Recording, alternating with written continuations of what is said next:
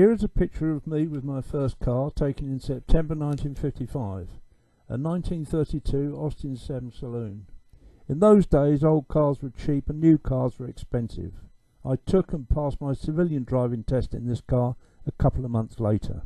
At the time, I was doing a 5-year engineering apprenticeship at Vauxhall Motors in Luton. In 1959, I turned 21 years old and was instructed by the foreman to obtain an A licence to allow me to drive trucks.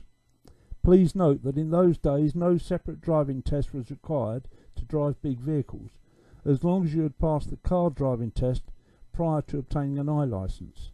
Strange but true. In those far off days, new vehicle manufacturing tolerances, plus the quality of lubricants and materials, meant that new vehicles had to be driven carefully for the first 1,000 miles. This was known as the running-in period.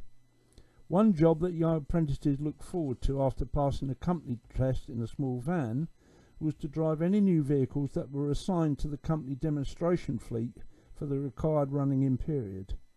These were then lent to large fleet operators in the hope of acquiring a substantial order.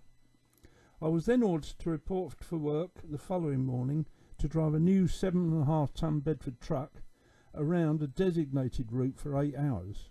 Naturally, I informed the foreman that I had no experience of driving trucks. He then told me after tomorrow I'd be an expert. Happy days. In 1960 I was required to do 2 years military service in the RAF. Then life got more interesting.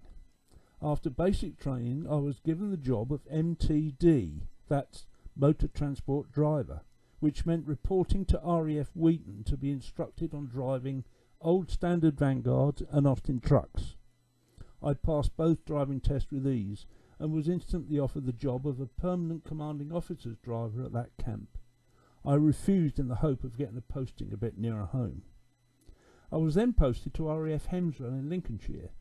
Here I was tested and awarded a licence to drive buses, Leyland Hippo trucks, plus another test with trailers, forklift trucks and aero fire engines. On returning to civilian life, I was tested again for a company licence. To get to work I bought an old motor scooter and passed my test on that as well. In 1976 I was appointed a fleet engineer to liaise and assist fleet operators with any problems they might have.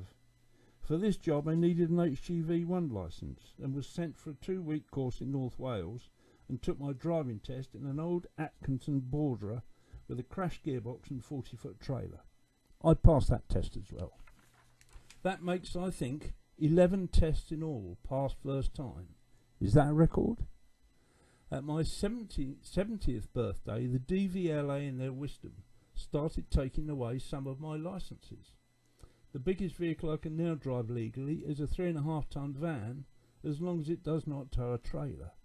Yet I can still drive my son's 120 horsepower Harley Davidson. I am now informed that as I am a pensioner I may be restricted on driving at night or driving too far from home. I have yet to receive a speeding ticket, but am deemed a menace on the road. I have never had an accident, but have been involved in accidents with others, younger drivers. One thing I am aware of since getting old is my inability to understand the world and how it works.